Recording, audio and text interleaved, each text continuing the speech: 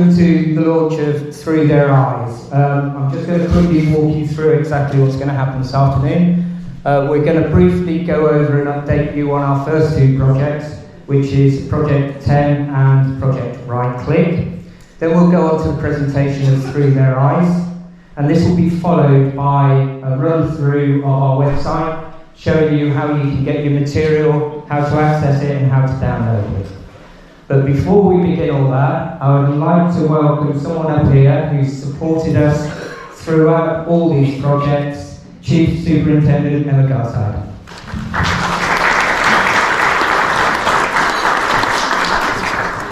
Good afternoon, everybody. I hope you can hear me okay. I've got an awful cough and cold, so I hope that doesn't detract from the messages I'm going to share. As Chris said, I'm Emma Garside. I'm one of the Chief Superintendents in local policing in Thames Valley Police.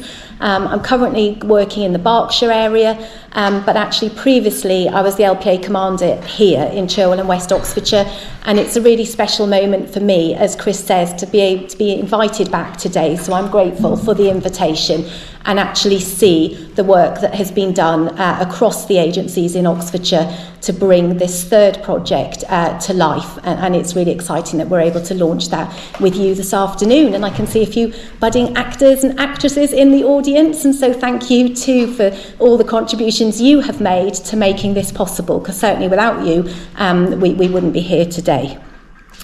As Chris has said, this is the third in a series of projects that Safeguarding in Partnership have put together, and we're going to hear a little bit more about the other two this afternoon as well. And I guess that's a journey that's taken us over the last 6 to 7 years as these projects have evolved, been pushed out to schools, primary schools and secondary schools all across the county.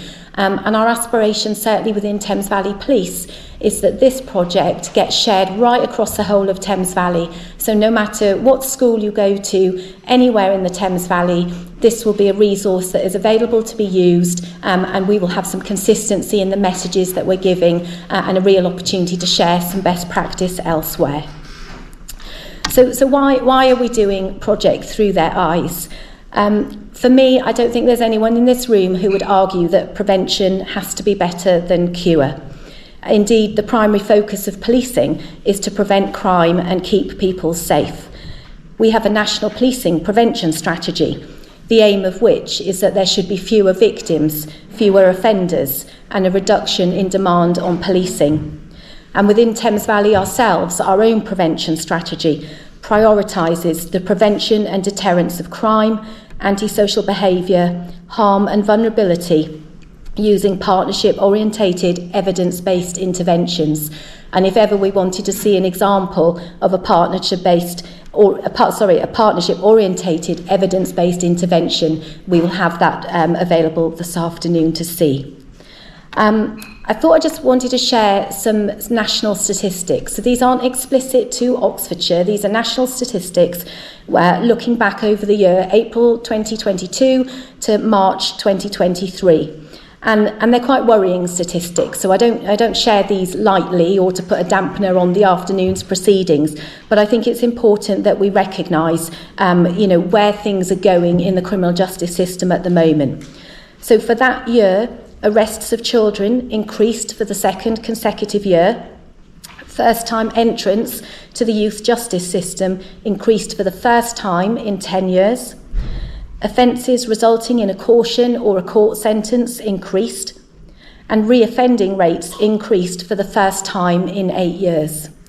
So that is why we really want to be doing all we can now to support the young people in our communities to keep them out of and away from the criminal justice system.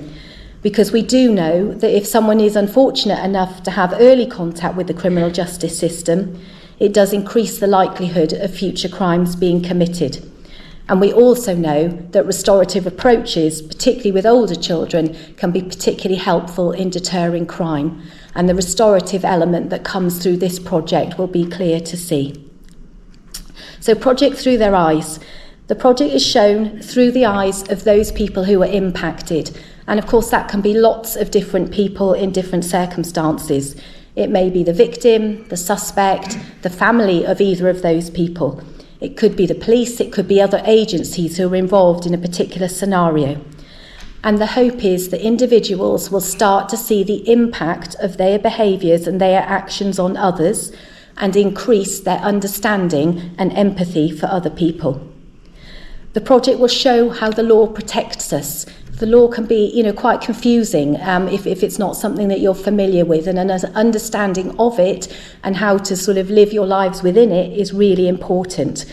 The project will also explain what happens when that law is broken, how to take responsibility and to understand the consequences of your actions. Everybody makes mistakes, we all make mistakes, but it's what you do when you've made a mistake that's really important, and that message will come across loud and clear. And the project also shows how hard it is as a young person, as an adolescent in today's society, to navigate those adolescent years, to deal with challenging behaviours, either of your own or others, or how you respond to peer pressure and group pressure, which perhaps people may find intimidating and forcing people to doing things they wouldn't otherwise have done. The project focuses on 13 different topics, and you can see them listed on the displays, and we'll hear more about them. And I'm not going to single out any as being more important than others, but in terms of our policing priorities, it's really reassuring for me that there are inputs on violence against women and girls, and domestic abuse and sexual assault, knife crime, antisocial behaviour, theft and hate crimes, all things which are really, really topical in this area and indeed more widely across the Thames Valley. And as I've said, this project has been endorsed by TVP. I'm delighted to have been able to support it in a financial sense and also to assist with the publicity this afternoon and that ongoing publicity as we roll this out more widely than just Oxfordshire. So I think without further ado, I will end with some very special thank you to 4 key people. We do recognise this is a partnership effort, and there are 4 people in the room today who've been absolutely integral into making this project and the other projects come to life.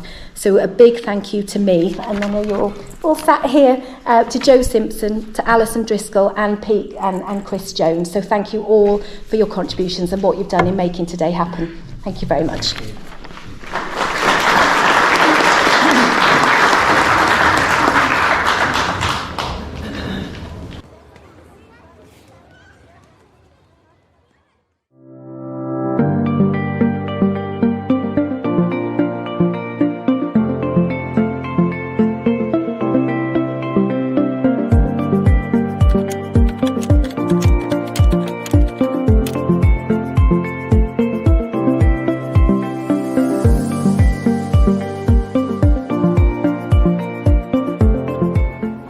Project 10 is about safeguarding young people. Its aim is to raise the awareness of safety and well-being in young people by teaching them about their rights and responsibilities in law. The sessions cover an overview of what young people need to know about the law, from thinking about victims, risks from those closest to us, to crime in the community. They all feature discussions about what happens if a young person is the victim or witness or perpetrator, or just happens to be on the periphery of a crime. The topics are: what is crime? What is domestic abuse? Keeping myself safe? What is hate crime? What is the age of criminal responsibility? What is vandalism? What is theft? What is child crime exploitation? What are the consequences of carrying or using a knife? How can we help ourselves and those around us? The project contains the following: a series of 10 PowerPoint presentations for delivery by teachers and professionals in schools and colleges. Sessions should be delivered by teachers whom the young people know and trust in familiar school and college settings. There are teachers' notes with every slide, which set out ideas for the delivery and discussion of the material on the slides.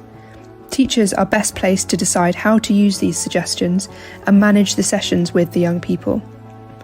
There are suggestions of activities, ranging from basic concepts to ways of developing ideas, and extension activities for older students. There are worksheets for activities to involve the young people in the ideas and to help them feel that they have their part to play in promoting safety and well-being for themselves and for those around them.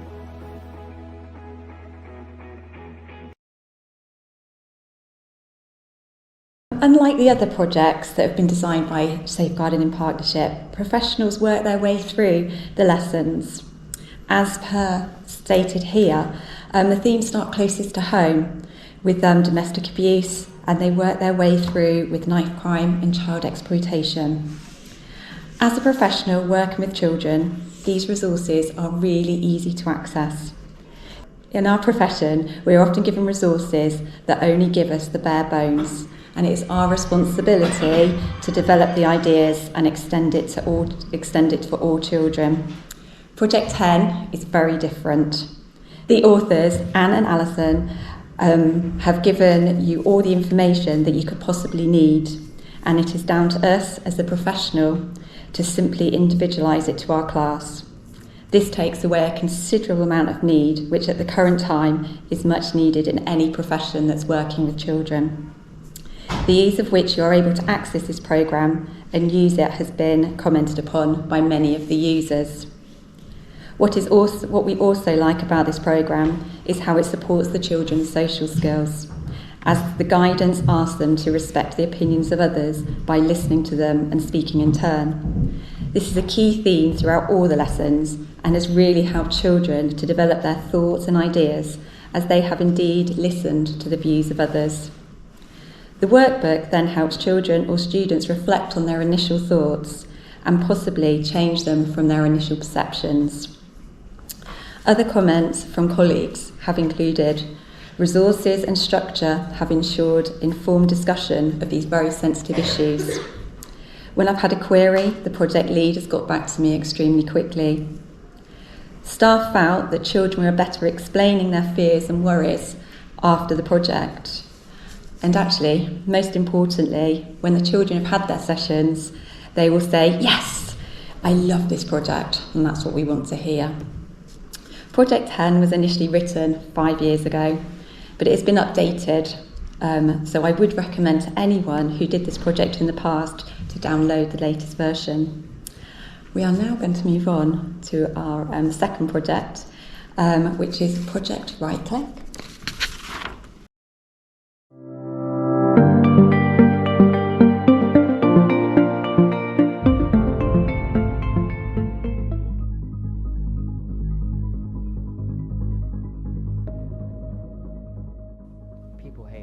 Project Right Click has been designed to educate and empower children and young people to be more safe online and more aware of the dangers to them. It is a set of interactive teaching sessions focusing on everyday situations or events in which risks are omnipresent and can be heightened by influences or agents online. There's ways of keeping them in and working for the group. The sessions cover cyberbullying, influence on social media, drugs on social media, grooming, child drug exploitation, self-harm, image-based sexual abuse, hate crime, radicalisation, relationships. The project consists of the following. Each session is built round a film of an everyday situation or series of events, which is approximately 15 minutes long. The films are built into PowerPoint presentations for delivery in schools or other settings for young people. There are detailed teacher notes for every session. Each session has worksheets for the young people to engage them individually in the topic. Some of the topics are particularly challenging. Great care has been taken not to alarm young people, but also not to gloss over the very real dangers which we know young people see on the news, social media, in their communities, and on occasions in their own lives or the lives of people known to them.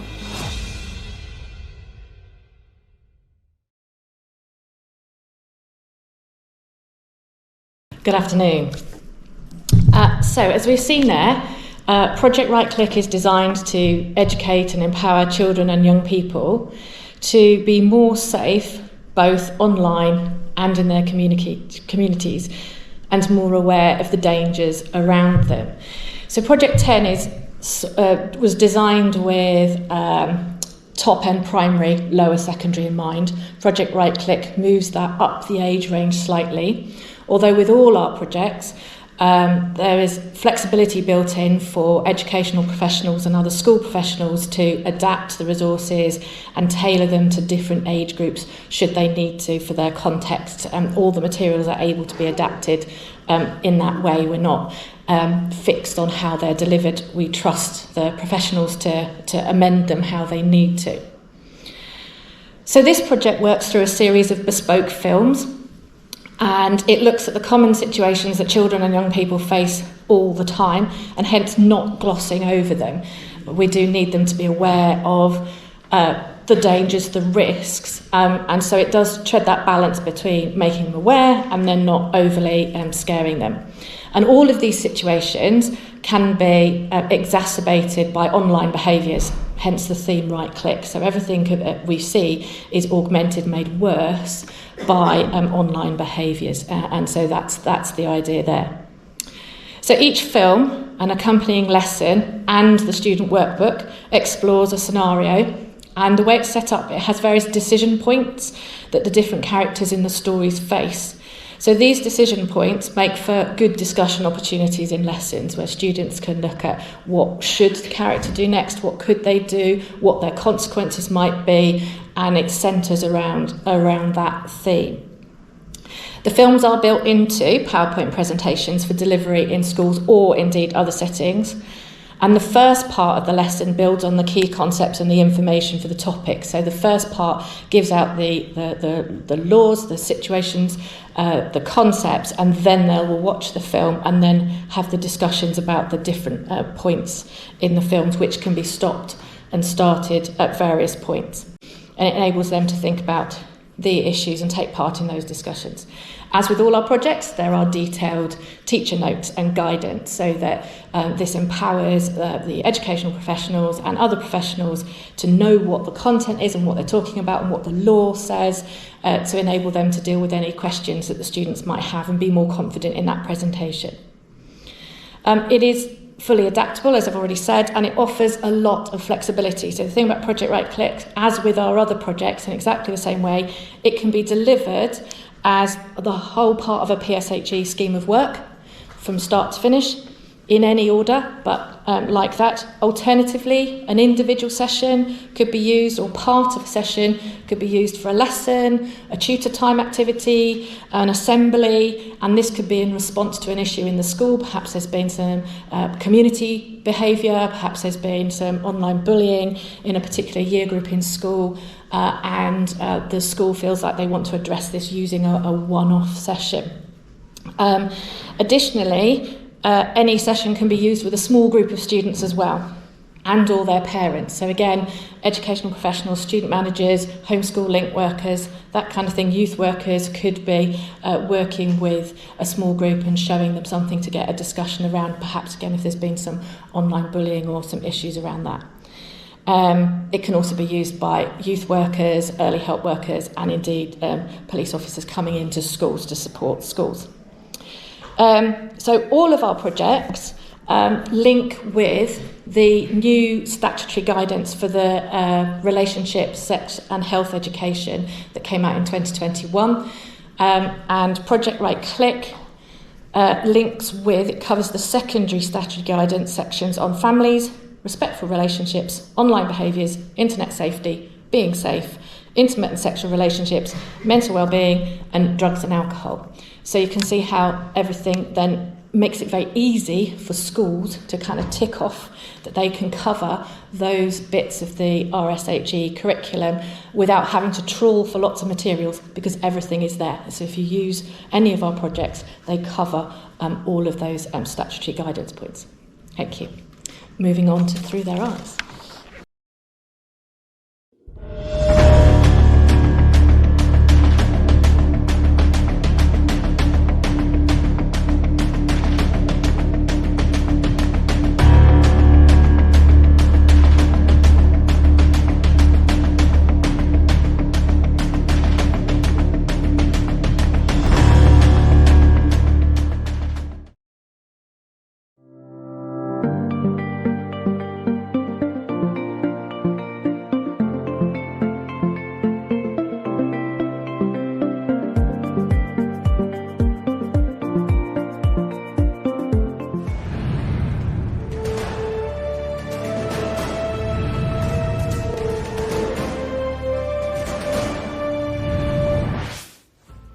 project Through Their Eyes is the third project produced by Safeguarding in Partnership. It shows children and young people what happens when the law is broken. That was me, I'd have punched him. Shove one of their players down, boom! You can look like a real fan. He says that some of the fans might have been drinking. The injuries to the man are very serious. The aim of Through Their Eyes is to show young people how law protects us all, how challenging adolescent behaviours and group pressures can go wrong, sometimes tragically, and gives the young people insight into the impact of difficult outcomes on those involved, their families, communities, and the services that seek to help in emergencies. To our world. He always says things again. Get out the way, faggot. I'm trans. I'm not a lesbian. My dad said it. I just didn't feel safer. I got called a lesbian. The sessions have films and presentations which show different situations, variously shown through the eyes of the police, a range of services, family members, and some perpetrators and victims. I felt completely alone. Are you? Yeah, sure. Introducing some far-right content online. There's multiple stabbings, it's also been stabbed in the liver. Out of nowhere, Harry just stabs Philip. They were operating on him to repair the damage caused by the knife. He was stabbed with his own knife. It looks like he will pull through.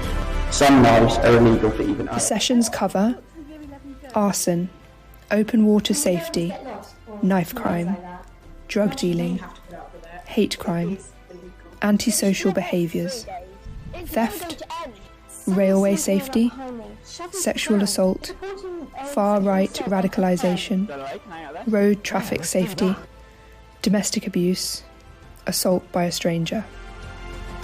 Why don't we jump in? Look, there's a group over there jumping in. There can be hidden dangers in open water. Never go into open water if you've been drinking or taking drugs. Jaden's dead. Of course he was. He must have hit his head on a rock when he dived in. I want to express our sadness at the news. We go to the railway tracks. Do you want to cut? Yeah, why not?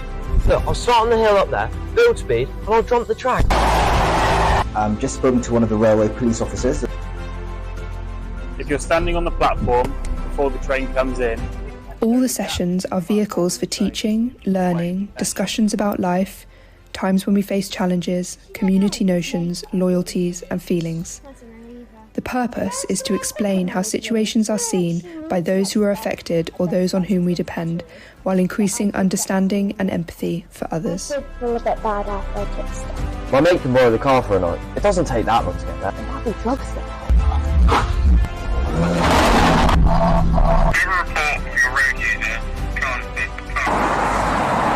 Who are these people? He's not old enough to drive. No, look where you are. The driver of the car has been arrested.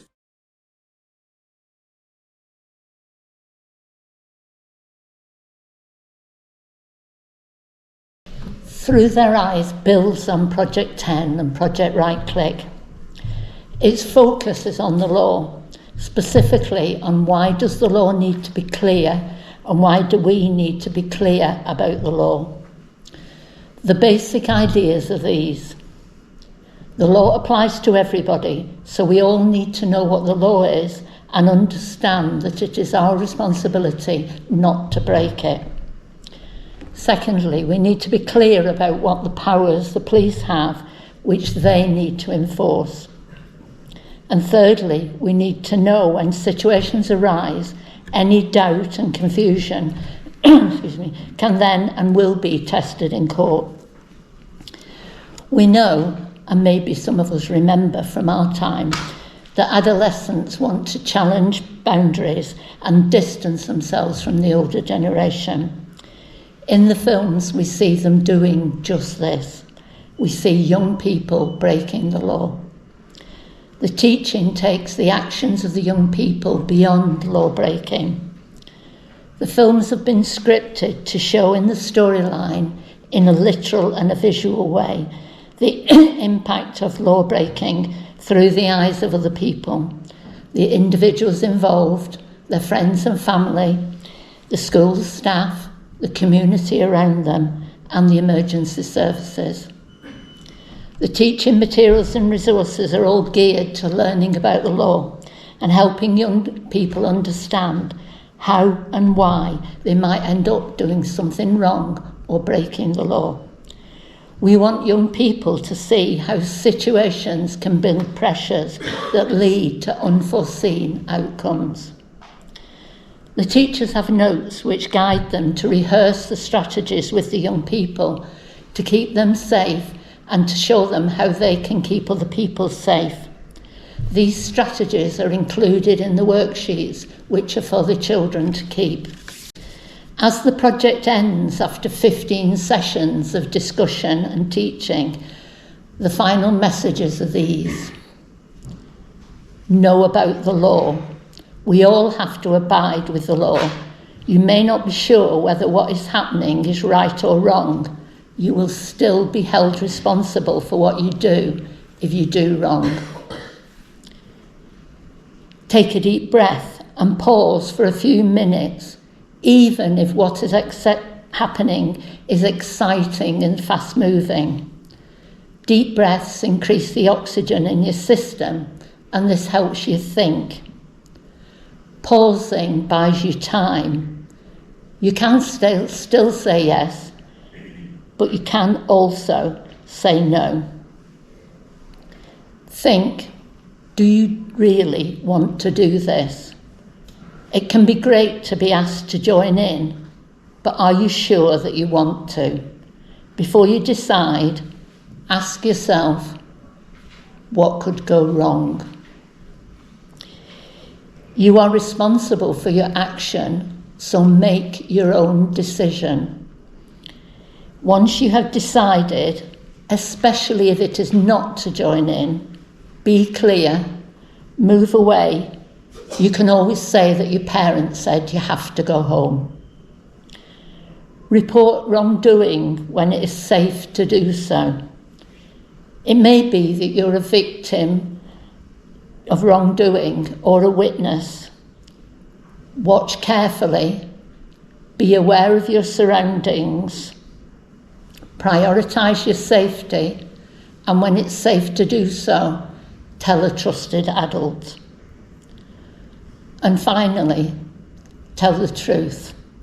If you get caught after you've done something wrong or illegal, don't lie. There will be witnesses or evidence, so lying won't save you from the consequences. Everybody makes mistakes. It's what you do after the mistake that counts. What we're going to do now is we're going to show you the PowerPoint of one session on drugs.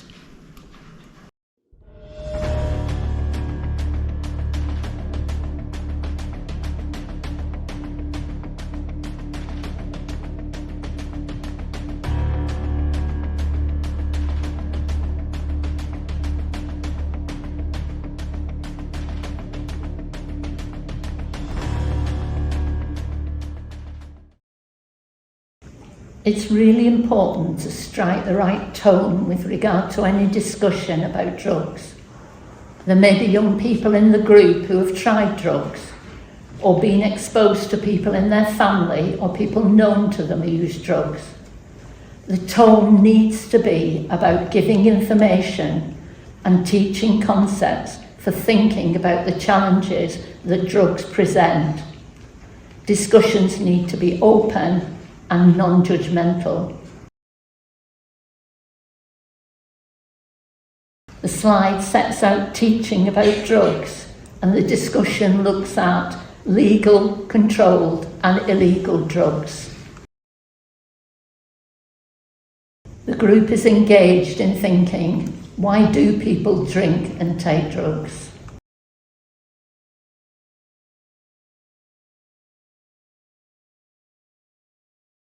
Offences in the law with regard to drugs are set out for the group. The teaching goes on to look at the personal factors that get considered when deciding on the consequences of drug taking. After teaching these basic concepts, the story begins. I'm in deep shit here. The police have brought me in for questioning. What the hell do they know? Why me? What proof have they got? What the fuck am I gonna say?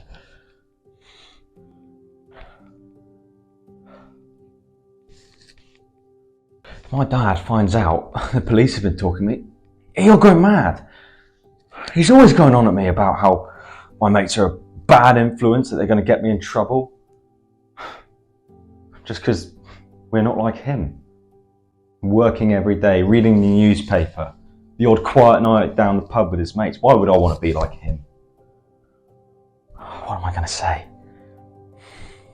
Anyway, it's no big deal. I only sell tabs for a mate. He has loads of gear he sells on. He gives me a price and I sell them on. I make a bit of money for myself. I don't touch them. Well, I smoke a bit of weed, but who doesn't? It's not like I make the pills, so what they do to people, it's not my fault, is it? I'm just the middleman. I make money. And, well, my sister, she gives out my contacts to her mates. I arrange a meet-up, discreet of course. You never know who's asking. And then I sell them on. They mostly go to her school. That's what's great about my sis. She vouches for them. I left school about a year ago. I went on to college, was doing an electrician course, but I soon fell out of that. Handed in coursework and homework and attending sessions. It's more of the same, just like school. Who wants that? Problem is, I haven't told my parents yet. I was hoping to get a job. So when I told my dad college wasn't for me, it would soften the blow a bit, but oh God, he's gonna go mad about that now. My mum will be so upset. Just disappointed. Tried to get a job. I've missed a couple of interviews. Too much wacky and partying. And then ends up I'm just out of it. Oh God, what am I gonna do? I reckon that mate of my sis dobbed me in. What was her name? Emily. That was it. Right little swat. You know the type. Always doing well, getting the top grades. Pushy parents too. University, of course. Said she wanted to stay up all night, do more revision. So, I arranged to meet up, discreet of course. After school, behind the bins, by the offices. Sold her a few tabs. Not that she knew what they were. Kept up all night. Said she was buzzing. It's not my fault she wanted more.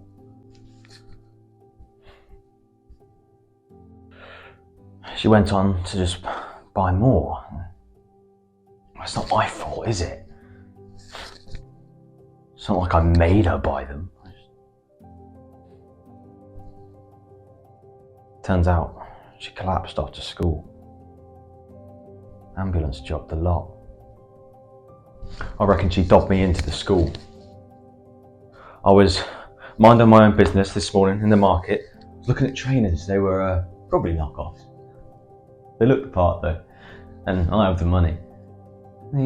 These two police blokes come out of nowhere, ask me my name, then they bring me down to the station. God, what do they know? What am I going to say? I know what I'll do. I'll say nothing. I will say no comment. That's what I'll do.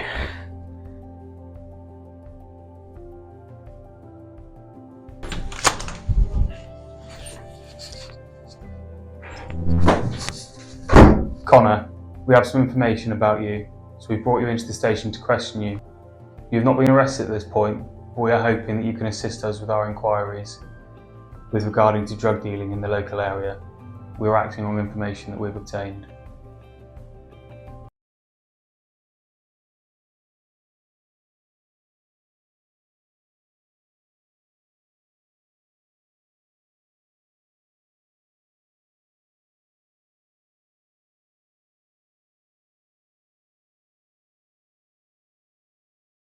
Connor's thoughts are racing. The group is shown how his emotions are seesawing. The group is asked to think about his decision to say no comment, and they're asked to take a view about that decision. The link between drink and drugs with mental health is made, and the group is asked to think about the risk factors for individuals and for situations.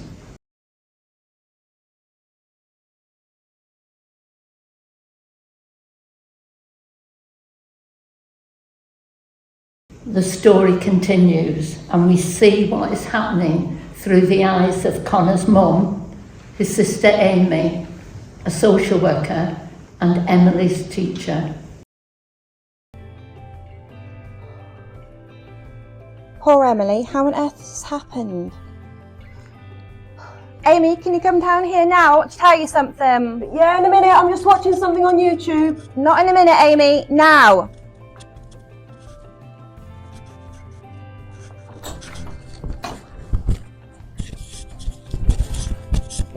What, Mum? You heard about Emily? No? She's been rushed to hospital. She's really, really sick. They say she's taken an overdose. They don't know what yet, but they're trying to pump her stomach to try and stop the damage to acting to her system. She is really sick. Oh my God, that's terrible. What's Emily said? She hasn't said anything yet. She's really sick. Her mum called me to tell me that the police called her to tell her that Emily had collapsed and was on her way to hospital. Her mum's with her now in the hospital. A police officer stayed with her dad at home and he searched her bedroom. They found a bag of tablets. They don't know what they are yet. He's handed them to the police. Listen, Emily's mum called me because she knows you two are friends. She just wants to know what they are, where she might have got them from, or why she might have taken them. Emily's such a lovely girl. She seems so happy with life. Has something happened? She doesn't seem like she'd taken an overdose.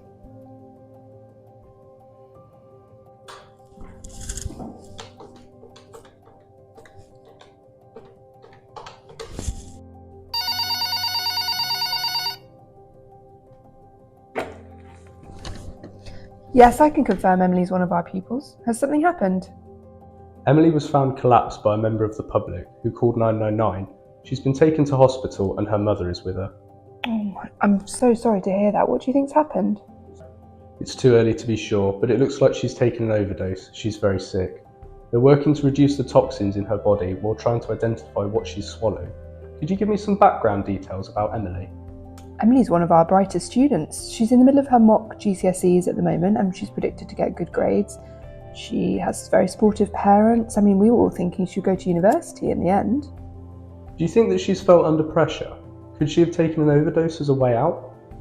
I wouldn't have thought so. Emily puts herself under pressure, but she always works hard. Does she have any friends? She has a friend called Amy Johnson, who's also a pupil here. My guess is that if Emily's talked to anyone, it would be Amy. Hang on, I can give you her name and contact details. Here they are.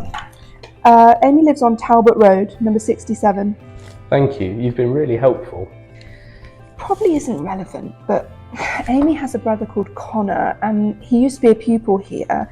He didn't achieve as much as we thought he might, but he did go on to college to train as an electrician. But recently we've been hearing some rumours about him hanging out with some of the pupils here, some of the local youths who are known to take drugs, and he's been seen meeting up with people here. It's probably nothing, but I thought I would mention it. It might be worth calling the safeguarding lead at the college. Thank you. We can check out with the neighbourhood police officers as well to find out if they've had any reports of Connor and known drug taking.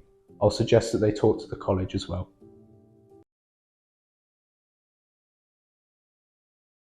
While we never see Emily, the group is asked to think about the impact of drug taking on her.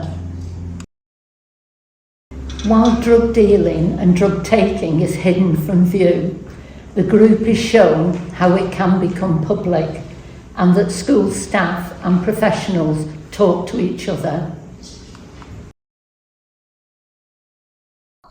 Emily's such a lovely girl. She seems so happy with life. Has something happened? She doesn't seem like she'd taken an overdose. Emily's one of our brightest students. She's in the middle of her mock GCSEs at the moment and she's predicted to get good grades. She has very supportive parents. I mean, we were all thinking she'd go to university in the end. She has a friend called Amy Johnson, who's also a pupil here. Amy has a brother called Connor. Recently, we've been hearing some rumours about him hanging out with some of the pupils here, some of the local youths who are known to take drugs, and he's been seen meeting up with people here. We can check out with the neighbourhood police officers as well to find out if they've had any reports of Connor and known drug taking. It is explained to the group that the school has a safeguarding system for pupils. The police become involved in the drug dealing by Connor and Amy and the drug taking by Emily. We had a call late last night from the emergency duty registrar at the hospital. The girl who was admitted there taken drugs and consumed alcohol. She's not in any danger now, but she needs to stay in the hospital until they've completed further testing. The family is insistent that she would not do this to herself and that it could have been deliberately done by someone else. She's awake but too upset to speak to her social worker, who's picked up the case. She feels that Emily's withholding information. We have information from the school that she's friends with a sister of Connor Johnson.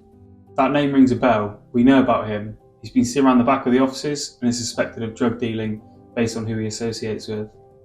After talking to the teacher in school, we put in a call to the college. He is said to be a student there. Luckily, we caught the safeguarding lead yesterday.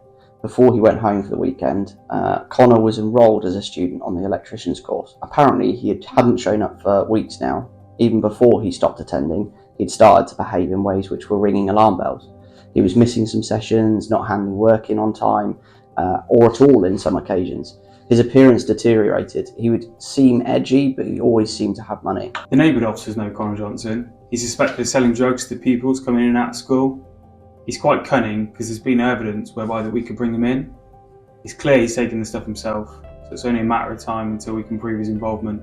He's targeting school-age kids, and they just don't know what's in the stuff that he sells. I'll get a colleague to go around his house. Let's see if he's in. Maybe there's a link with the girl in the hospital. She is friends with Connor's sister, Amy. The sooner we can find this young man, the better. Maybe he can tell us what Emily can't. Good morning. Can I check that you are the mother of Connor Johnson and that he lives with you? Yeah, I am. Has something happened? Has he been in an accident? Is he hurt? Yeah, he's fine. He is currently at the station assisting us with our inquiries. These inquiries are related to an ongoing investigation into drug dealing. It would really help us if a parent could be with him in the station when we talk to him. Is this something you or your husband could do, please? Oh, no.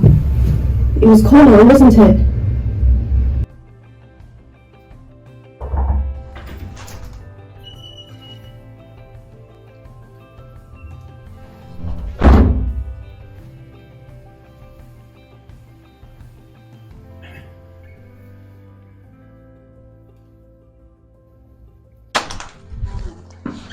Dad, Connor. Connor, I'm now going to caution you.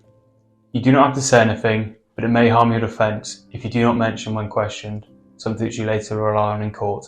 Anything you do say may be given in evidence. Does that make sense? And do you have any questions?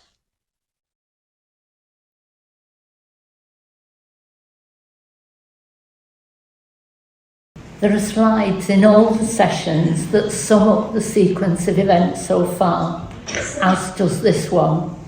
This is a way of holding the group with the story. You do not have to say anything, but it may harm your defence if you do not mention when questioned something which you later rely on in court.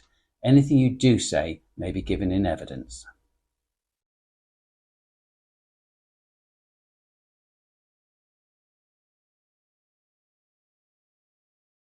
The law with regard to a caution is set out for the group.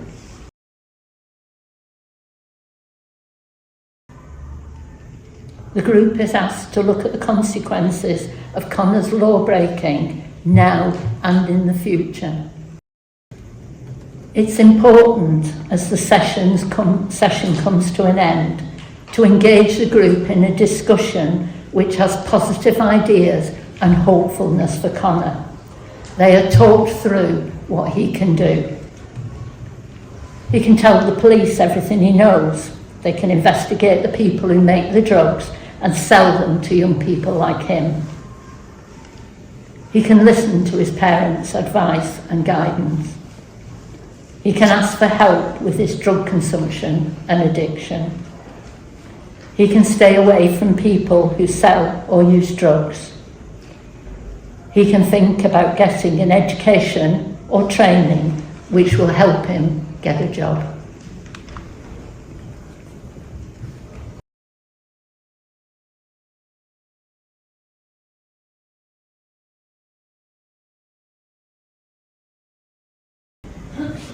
Through Their Eyes has 15 sessions. With the exception of the first and the final sessions, all the sessions can be used with young people in any order. Or if there is a local incident, then a single session might be deemed to be useful to deal with specific issues. As I said earlier, the approach is open and non-judgmental.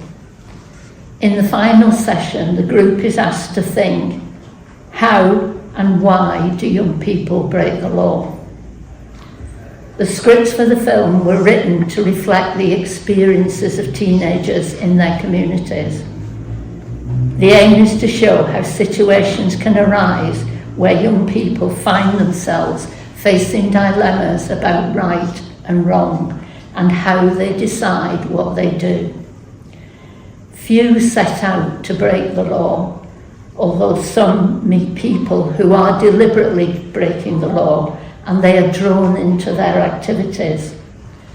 We've looked at 4 explanations for their actions. We've chosen films to show you today about how situations bring pressures that lead to unforeseen outcomes. Thank you.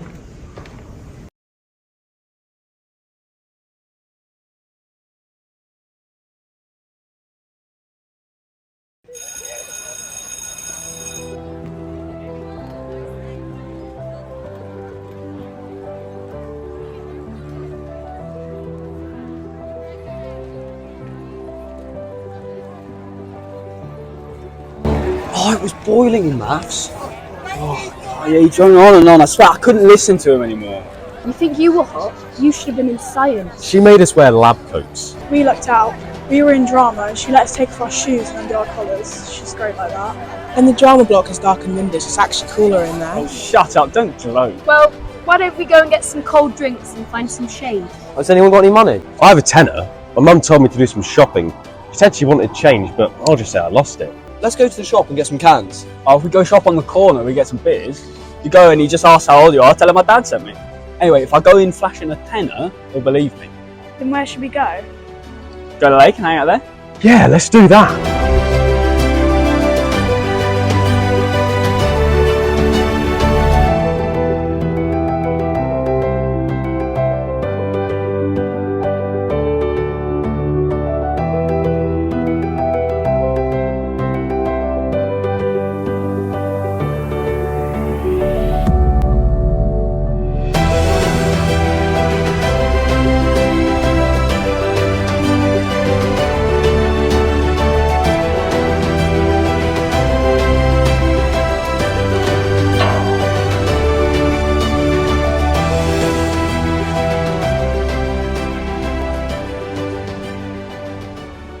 He's boiling hot. Water looks great.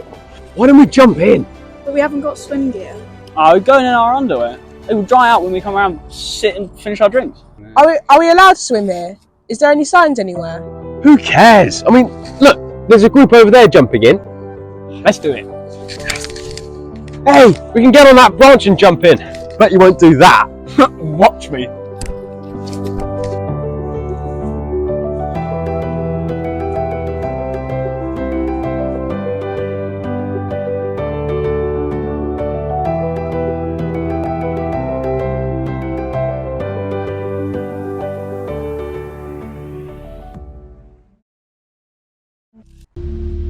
In any open water, there can be currents or places where the water moves rapidly, caused by drains, a weir, or in the reservoir where machinery is drawing water. These currents can overpower a swimmer. When it is hot weather, open water looks like an inviting way to cool off.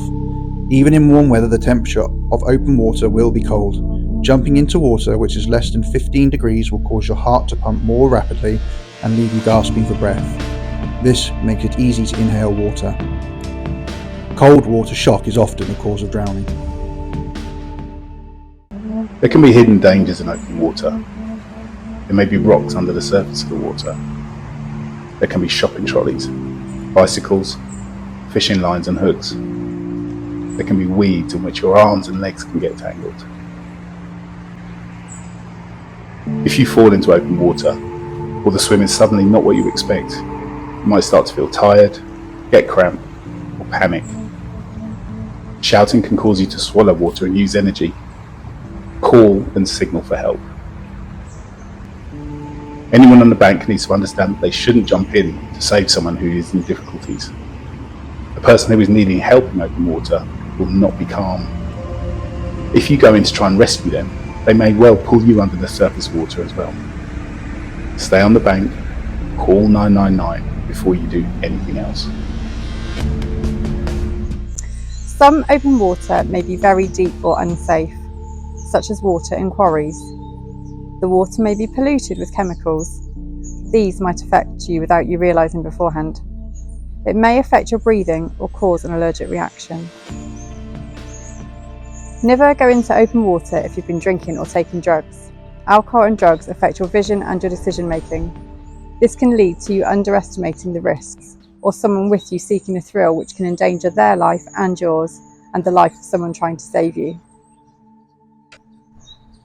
If someone is in danger in open water, resist the temptation to go in and save them. Call for help before you do anything.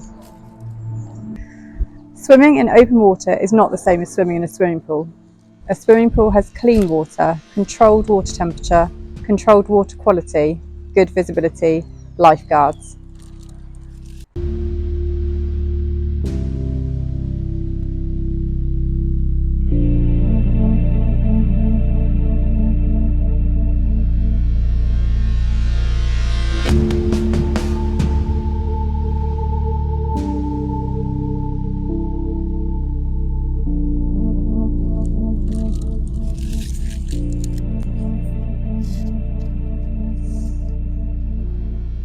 I just can't believe what happened. Jaden's dead. One minute, they were all laughing and drinking and daring each other to jump in. Reece was egging Jaden on. Jaden was the first to have a go. Of course he was. He was always up for a dare and a laugh. I didn't join in. I've never been good at swimming. I didn't want to say that. I had no idea if everyone could swim, and if anyone else felt the same way as me. I said I'd stay on the back and look after our stuff. They were having a great time. They jumped more and more from the branch. They kept coming back to where I was for the drink. Then Jack said, "Where's Jaden?" Frey said he's probably still swimming, but none of us could see him. A man who'd been walking his dog started to shout at us to call 999. He waded into the lake. He couldn't find him. The fire brigade found him. He must have hit his head on a rock when he dived in. They said he'd knocked himself unconscious and then he drowned. On behalf of the school, the staff, pupils and their families, I want to express our sadness at the news. Jaden was a good student with outstanding talents in sport. His sense of humour made him extremely likeable. He was popular with the students and staff alike. We will all miss him. Our thoughts and deepest condolences are with the family. School counsellors are available to talk to students. I'm confident that as a school, we will support each other through this difficult time.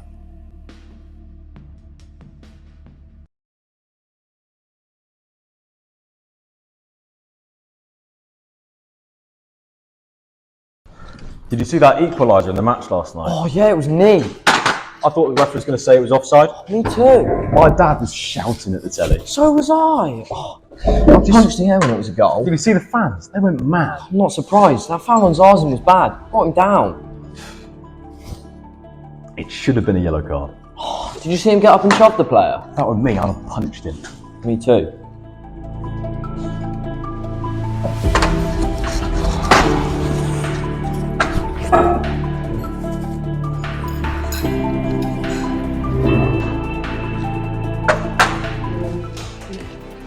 And how about you, Miriam? How's your day been at school? Okay. Two boys who played in the same footy team as me on Saturday were talking about going to see the game last night. Are they friends of yours? Do you know them? No, not really. But they both make the team each week. But I usually start on the bench as a sub, and besides, they're better than me. They've probably been in the side quite some time. Stick with it. I'll tell you what, there's a match on TV tonight. We can both sit down and watch it, and perhaps talk about it and get a few tips.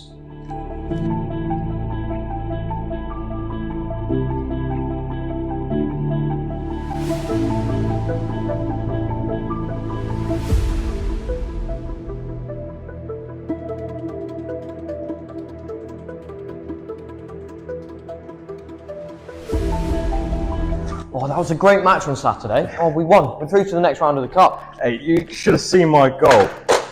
Shove one of their players down, boom, top right corner, get in. You were awesome. It's good you're getting more game time now. Better than being stuck on the bench.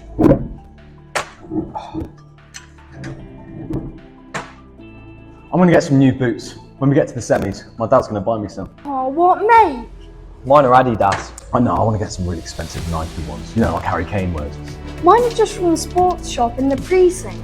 I'll be getting new ones soon, but I don't know what make yet. You'll always play better with quality boots. That's what I always say. Great thing that the coach had some spare tickets for next Saturday's game that we can have. Should we all meet up and go together? I've got the home shirt. It's the latest one, I'll wear that. We should meet up at the train station and travel together. Hey, I bet there'll be a right crowd. Oh. Maybe a scrap. I'll be up for that. Me too. Got to go now. We got maths next. We've got to stand up for ourselves. I am not prepared to get pushed around. Oh, me too. Yeah. I'm really glad you've got some friends at school that you can go to the football with. I've just make sure you're really careful, because I hear such things about being at these football matches. It can get a little bit rough. You will take care, won't you? Don't fuss, Mum. He is sensible enough. I know, but you know, I'm bound to worry. I've seen what happens at some of these football matches. He's our little boy. Well, that's not going to be Leo, is it? I hope not. This is the first time I've been to a football match without my dad, because I'm usually with him and all of his mates and a large group of men.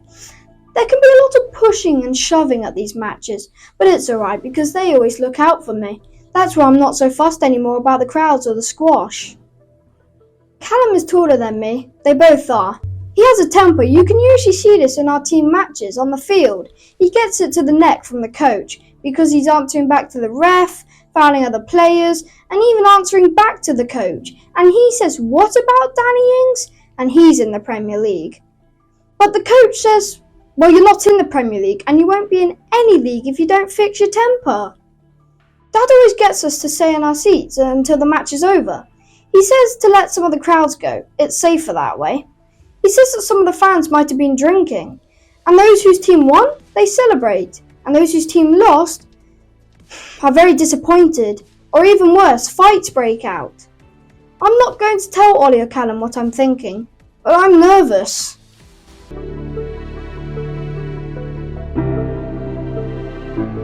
Thank you for coming in, Mr. Harris, this morning, and you too, Leo. Thank you for doing this. I need to understand exactly what happened after the football match at the station on Saturday. As you know, you and your friends were identified from the CCTV images. So we need to know what happened at the station, okay? A fan was knocked to the floor and kicked, all right? and we need to understand exactly what happened during this incident. We need to know what happened before the incident, during the incident, and after the incident. Callum said, right, let's go, there'll be bother outside. But I told him no, because when I go with the match with my dad, he makes us stay in our seats until after the match is over, just to let the crowds die down. But then he decided to say to me, well, we ain't with you, Dad, now let's go. So I did. Okay. Explain to me what happened next, Leo. He got up and started pushing through the crowds. I didn't want to be left behind because that would be ever worse for me. I thought I should stick with him, but I was scared. We got to the station and walked to the railway station, but there were lots of fans. They were shouting at each other across the railway station. But then Callum was getting so riled up that he started to pick up bottles and cans and lob them into the crowds. Leo, did you throw any objects at the fans? No, but I did walk past and join in with the chanting, raising my fists. I'm sorry, Dad. I didn't want Ollie and Callum to tell everybody at school or at my football team that I was a wimp. Okay, Leo, explain to me what happened next. As we got into the station, a large group of blokes came out of the crowd shouting at Callum because they saw him throw the bottles and the cans. One man had a cut head. It was really bad. And then another man said he wanted to thump Callum just to teach him a lesson. Then Callum decided to turn around and hit him, and then a fight started. And then he turned around and pushed another guy. And then all of our fans, well, some of them, started to join in, and then there were fights everywhere. And then Callum turned around and pushed another man, and he hit his head on the train times notice board. But he must have been drunk because he fell over so quickly. He hit his head and he jarred his neck. Callum was so railed up that he was shouting, kick him, kick him, kick him. But I didn't want to. I was so scared. But then when he looked over at me, I panicked. So I kicked him on the leg twice. I'm so sorry. Okay, Leo. I need to ask you this, Leo. Where did Callum kick the man? He kicked him on his body so many times and stood on his hand. Okay. Leo, I will need to write down everything you've said in a statement. We have Callum and Ollie also in the station with their parents. They're being asked to make statements too. The injuries to the man are very serious. He has a significant head injury and his neck, ribs and hands are being checked for fractures. He's very badly bruised and the latest news from the hospital is that he remains unconscious. Officers reviewing the CCTV in the station are getting statements from those that we know that were there.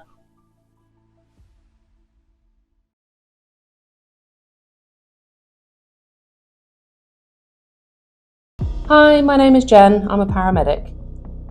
We're usually called to respond in situations when someone's not able to access that help for themselves or when they need somebody urgently. If the incident involves very serious injury following an accident or an incident, we need to get there as fast as possible. We're on standby now, waiting to be called. Ambulance control to Unit 14. We have a report of a stabbing in Green Park School. It's a 14-year-old male. We know he's breathing, but he's not conscious. School staff are administrating first aid. The offender is another pupil and has fled the scene. We need to get there as quickly as possible and safely. With a knife wound, much depends on where the wound is. We need to stop the bleeding. We need to assist his breathing. We need to stabilise him so he can be moved. It's not our job to blame anyone. Our job is to save this young person's life and get him to hospital. Can you tell me how Philip is? It was touch and go for a while. There was a lot of blood loss. It's multiple stab wounds. It's also been stabbed in the liver and other organs. Is he going to survive? He's currently in intensive care. He's in the best possible hands, so we just need to wait and see what happens.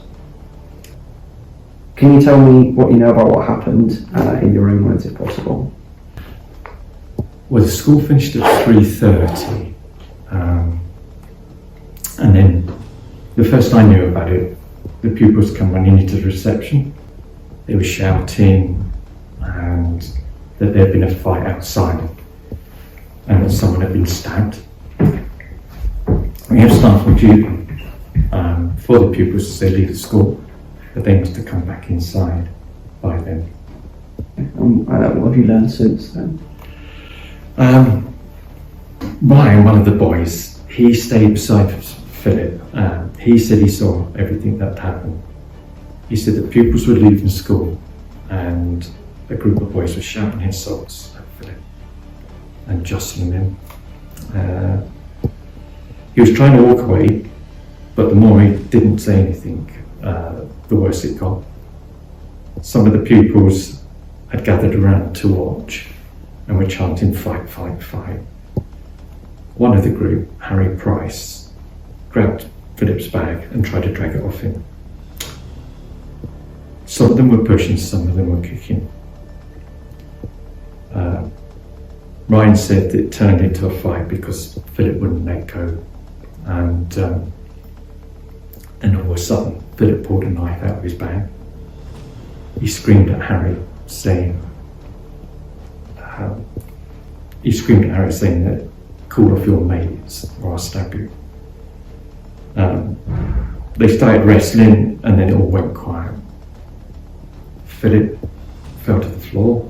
Harry and his mates disappeared within seconds. Philip wasn't moving, he was just bleeding out on the pavement.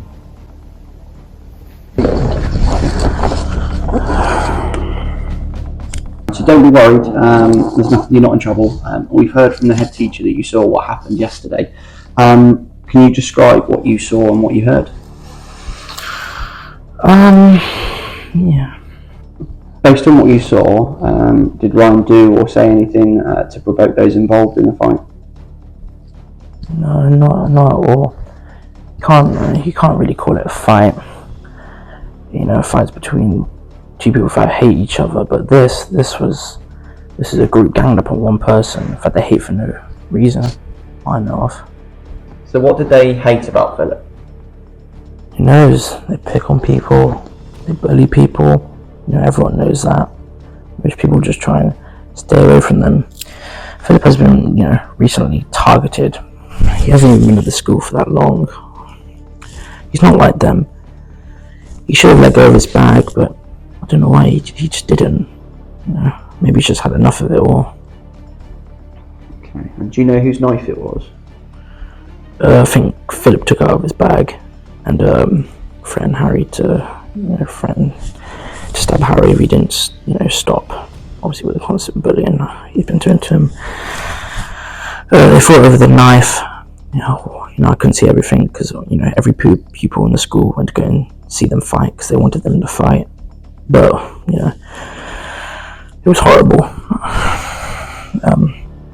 With what vision I have left in like midway through the crowd, I think I suddenly saw Philip fall, and out of nowhere, Harry just stabs Philip. I'm sure of it.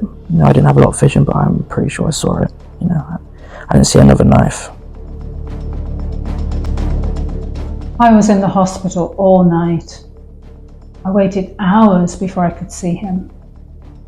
They were operating on him to repair the damage caused by the knife. He had been stabbed twice. They said he lost an awful lot of blood. No one would tell me anything. All I wanted was for someone to tell me he would survive. When I did see him, it was a terrible shock. He wasn't conscious. He was wired up to machines. He looked dreadful. The police are saying he was stabbed with his own knife. He doesn't have a knife. When the police came round to tell me what had happened, I thought about it, and I remembered that I couldn't find the bread knife this morning. I asked Ted, that's my husband, if he'd seen it. He said, "You probably put it in the wrong drawer or the dishwasher." I thought no more about it. Why would he take a knife to school? The police officer asked if I'd noticed any changes in him recently. He has been living with us for over a year now. We are his foster carers. He has had a bad time previously, been very unhappy, and missed a lot of school. He's settled with us. He's a lovely lad. I have noticed that sometimes his uniform has been scuffed and his jumper ripped. And he would say he'd lost things, but he's not the careless type. I was worried that he didn't seem to have any friends.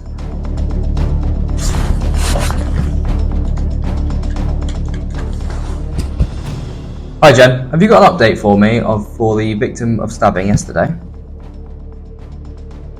Philip made it through the night. His condition is serious but not critical. They've made him as comfortable as he can be for now. It looks like he will pull through. They don't know yet whether there will be some lasting damage. Okay, amazing. Thank you very much Jen, thank you for the update. I'll update the log.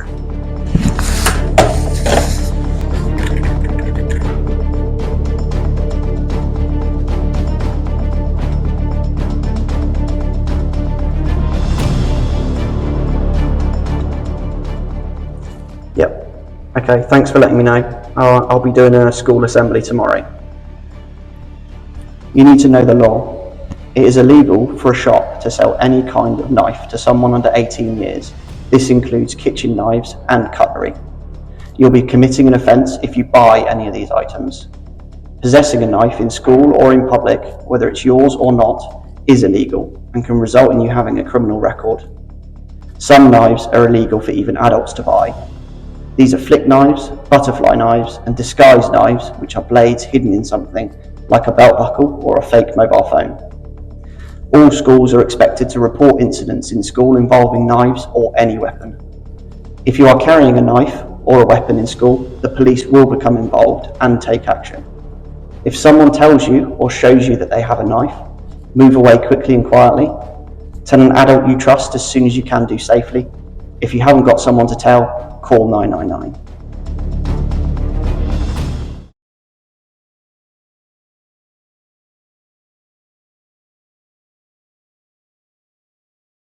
You doing anything at the weekend?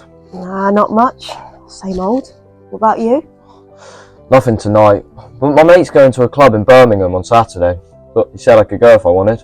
That's a long way to go, isn't it? How are you getting there?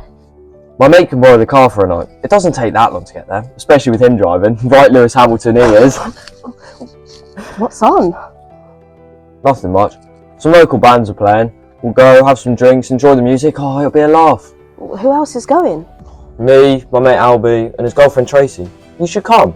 You'll like Tracy. Yeah, but I'm not sure my parents will let me go to a club in Birmingham. My dad will go on like, where is it? Who's going? Will there be drinking? There might be drugs there.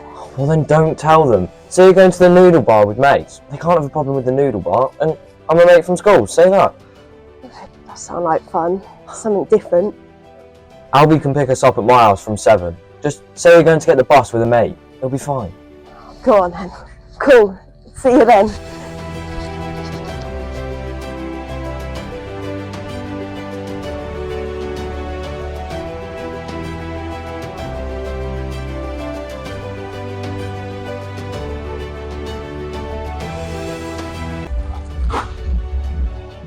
I'll get in the front. You get in the back with Tracy.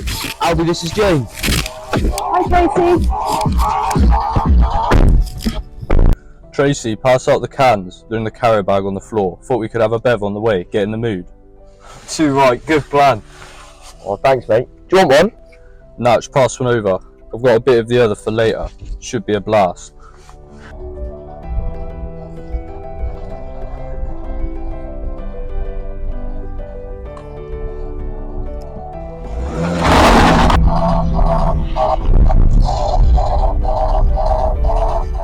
Hello, I am part of the roads policing team, and we are warranted officers, and our primary concern is to make sure that the roads and motorways that we all travel on are kept safe and free from criminal behaviour. So our job is to coordinate the resources of emergency services when there is an incident that affects the flow of traffic. So inside our vehicle we have radio contact, which gets us calls in the vehicle, and a navigation system to get us to the right place. We may have to manage the traffic so other road users avoid an accident or stop completely. We carry some traffic cones and signs for the other road users.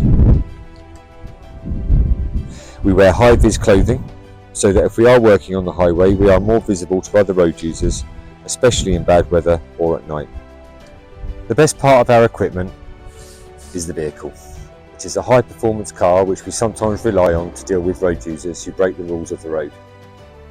They might be using a mobile phone while driving, speeding, driving dangerously, driving while drunk or taking drugs, or just causing a hazard like stopping on the motorway.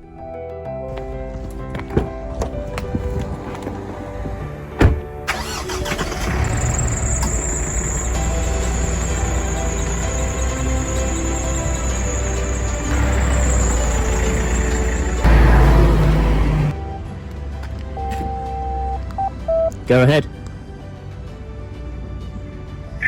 X-ray Romeo Charlie 16. Go ahead. We have a report from a road user. Car is being driven erratically on the expressway. Seen just prior to the motorway slip road at junction 11. The check shows the vehicle is not taxed or insured. Looks like it was going to join the motorway. Multiple people up in the car. Request to follow and stop the car. All received. All copied.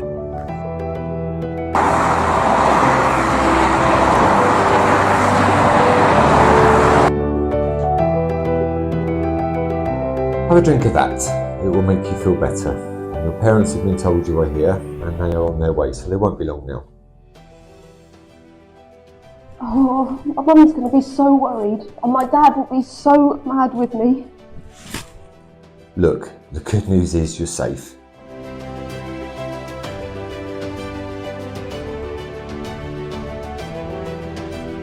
So we have Jane here, following a transport police officer's stop of a car being driven erratically over the speed limit on the motorway. That was coming south from Birmingham at just before midnight. Birmingham? On the motorway? Yes, she was in the car with two males and one female. One of the males was driving the car and she was a passenger. I'm sorry. You told me you were going to the noodle bar in town with Jasmine and some school friends. You told me you were walking to her house and then getting on the bus. You told me you wouldn't be late back. Now look where you are. We're in a police station and it's past midnight. I'm so sorry, Mum. I lied to you. To you both. So the car was being driven erratically and this was noticed by a road user who reported it going onto a slip road to the motorway. It was followed by a transport police officer on the motorway, following a call to follow and stop the vehicle. A male at the scene has been arrested for a number of traffic offences. It could have been dreadfully worse if the car had been involved in an accident and the young people could have been very seriously injured or killed, and other road users in a live lane on the motorway could have been involved in a pile-up. Traffic emergency services are at risk in such an incident.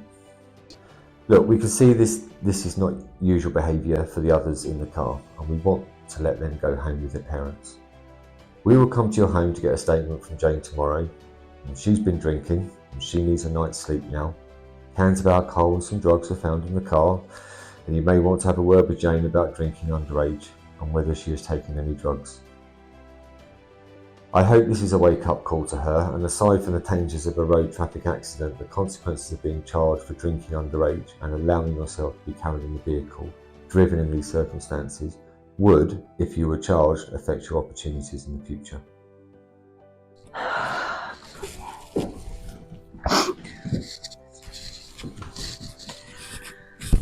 The driver of the car has been arrested for driving under the influence of drink and drugs and without a licence. The vehicle is not taxed and so it is not insured. This young man has a track record with us and we are making inquiries to contact the registered owner of the vehicle to ascertain whether he borrowed or stole the car.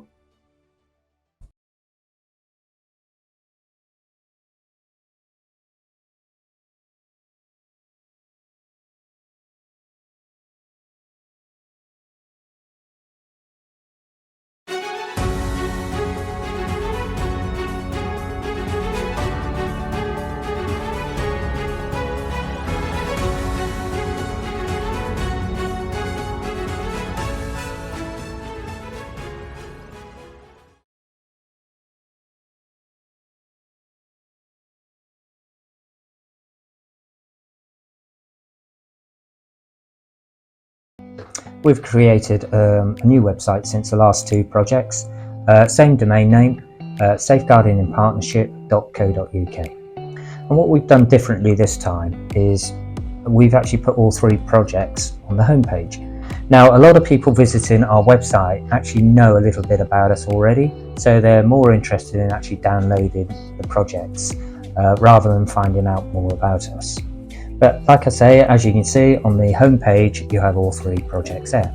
So Project 10, for instance, if you go to Projects, and that will take you into the Project 10 homepage.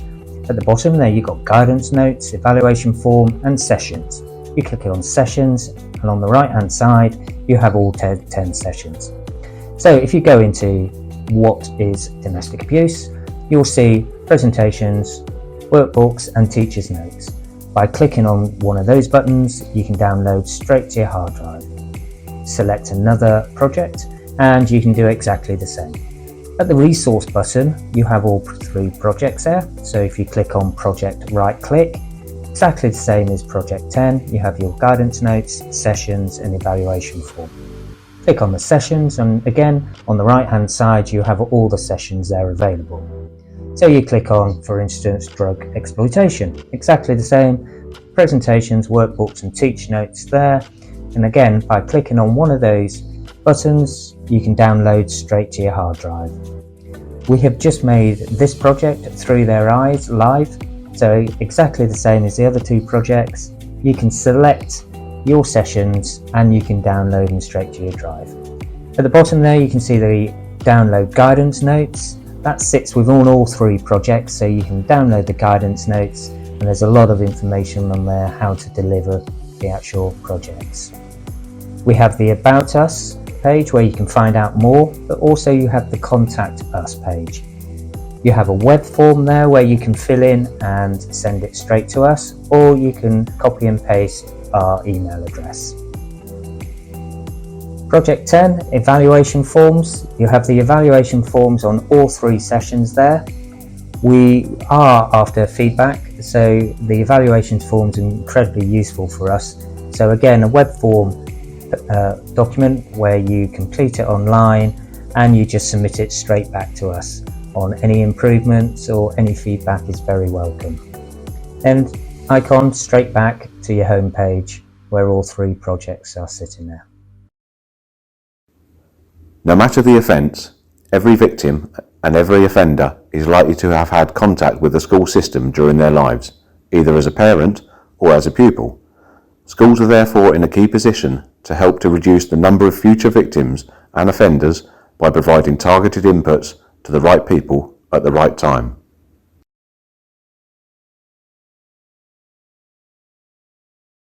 I would like to invite Chief Inspector Robert Platt to finalise this session. Thank you. Good afternoon, everybody. It's lovely to see so many of you here this afternoon. As the Deputy LPA Commander for Cherwell and West, I was asked to attend here to say a few words to close the launch. Having seen the product there, what an amazing resource for the schools to have to roll out for the young people of Oxfordshire. When I was first asked, I began researching the work that the team had been doing, and it became very apparent that this wasn't just a single project. It'd been a 6-year project, going back, as we've seen, through Project 10, the Project Right Click, and then this most recent one, Through Their Eyes. To say I've been impressed with the team is absolutely an understatement. What an amazing job they've done, and I'd like to thank the team for the incredible work they've done bringing this project together. I know it's taken an awful lot of work to get to this stage. As a police officer and the husband of a primary school teacher, I see some of the amazing work being done at schools, partner agencies, by the police. However, this work is so often done separately from each other. This project here shows just what can be achieved by pulling all together and having it done as working in partnership. Through Their Eyes seeks to educate and influence young people at a stage in their life when they're discovering the wider world and probably the most susceptible to outside influences. But most importantly, because they've had interactions, but most importantly, we're doing this before they've had interactions with the criminal justice system. So often as a police officer, we come in quite late on, and it's difficult to make those changes at that point. They've had all those adverse experiences. This project, it comes in at the point where we can reach young people who are making these choices and give them the tools, the strategies, the knowledge that's going to help keep them safe as they move through through to becoming young adults.